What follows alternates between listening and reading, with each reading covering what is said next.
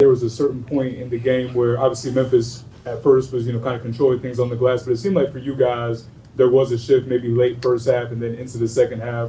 What were some of the things you were kind of telling your guys as far as, the need to be aggressive on the glass? Well, I think it was two parts. One, from an offensive standpoint, one of the things that we always talk about is dominating points in the paint through post or penetration.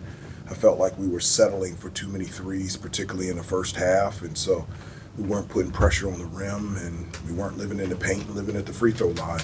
Then defensively, we just weren't physical or strong enough, particularly in terms of getting rebounds. We were loose balls, rebounds. We weren't getting two hands on it. We weren't being strong with it. And we identified and talked about if we can do those two things, obviously more than those two, but just offensively get the shots that we want closer to the basket and then be able to finish a possession with the rebound, that it'll really put us in a position to be successful in the game today. Hubert, along those lines, what did you think you got out of tonight? A lot. Right.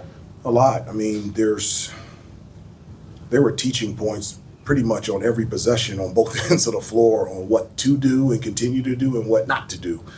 And so this will give all of us examples to be able to learn from and grow from. Also being able to play a true road game specifically for this team in regards to our second game of the season. We're on the road at Kansas, so that won't be our first true road game.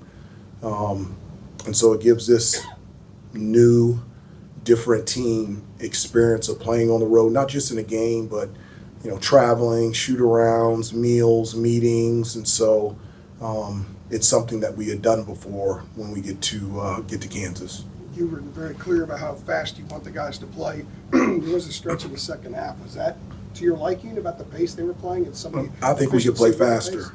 I felt like the pace was getting to where we wanted to in the second half, but the pace was able to get there because we were getting stops and rebounds. That's what, and I tell the guys, what has to fuel us is our efficiency on the defensive end. We get stops, we get rebounds, then we can go and we can run.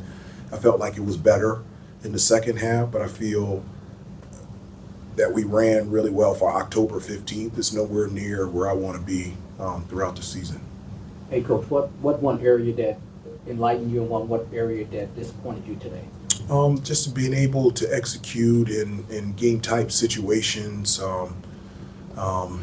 being able to get a stop when we needed to get a stop, be able to score when we needed to score, being able to execute in pressure situations. One of the things that I told them is don't let their pressure dictate and decide how disciplined and efficient we are on the offensive end. So those are lessons to be learned. And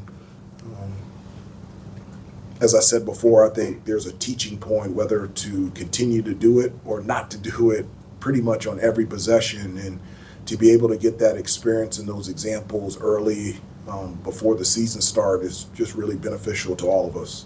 What did you make of the way the offense was able to flow without RJ in there? Obviously, Seth has the 33, Elliott gets the double-double. Just what you kind of make of the way that the offense was able to create a rhythm, obviously without your leading scorer. Yeah, I thought I thought we really moved the ball really well. When you get 21 assists, that's sharing the basketball. Now we got to knock out the 21 turnovers, but the 21 assists, that's real. And one of the things that we talk about is to pass up good shots to get great shots.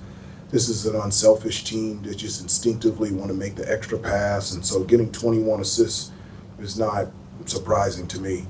But obviously, we've got to clean up the 21 turnovers. Questions in the back? Hey, Coach. Obviously, right here in the back. Obviously, you're here for the game and to get the experience on the road here in an environment like in Memphis. But the takeaway from the day, being able to go to St. Jude Children's Research Hospital, how important is that for you and your players to, be able to witness something like that and be here for a great cause? Well, it was huge for us, and I spoke to the team before the game. I always say this to them, that a blessing is not just for you, but it's to work through you to benefit somebody else other than just you. And our team and our program was blessed by the experience of spending time at St. Jude's Hospital yesterday. After the game, two kids that we met at St. Jude's Hospital, they came to the game and they came back into the locker room, Sammy and Aspen, and we did They played Go Fish, Jenga, and painted pictures with them yesterday, and we invited them to the game, them and their family, and so they came in the locker room after the game and celebrated with us. And again, their presence brought tremendous joy to all of us, and it was a blessing for us to be able to spend time with them and their families. Got time for a couple more questions? Hubert, what did you see from Seth Tribble tonight? I mean, the 33 points, I mean, it was pretty awesome at times. Yeah. What stood out to you about the way he played? Well, I think the thing that stands out to me is the natural progression of college basketball. You know, in the midst of so much change with the transfer portal, NIL, the fifth year, COVID year, all the involvement of agents, everything, we forget about growth. And that's what Seth and Jay Wash, you know, they're getting an opportunity, a chance for a bigger role, and given that opportunity, a chance because of their hard work, their maturity, they're a different player than they were before. And that's what college is about. It's about growing up. It's about getting better. It's about improving and growing every year. And because of all the things in college, you forget about that, or a lot of times kids, parents, everyone tries to speed up the timeline. Right. And here's a kid in Seth that is one of the best games I've ever seen since I've been here. And it's because of his hard work and his dedication to this university and to this program. Last two questions, back left then, Andrew. Hey, Coach, just up the back here. Obviously, I just want to get your perspective on what you thought of Memphis out there tonight. Obviously, they weren't ranked in the top 25, but from what you saw tonight, do you think they could be an NCAA tournament team? 100%. Rankings don't mean anything, and especially preseason rankings mean nothing. Coach Penny Hardaway is an outstanding coach, does a terrific job at leading his program. It's a team of new players, a lot of transfers, one returning player that played in a rotation last year. And for them to play as a team tonight, alongside with their talent, it's a team that definitely is going to be an NCAA tournament team. Their quickness, their athleticism, their ability to score, versatility on the defensive end, their athleticism to be able to rebound, and so they're going to have a terrific season. Last question, Andrew.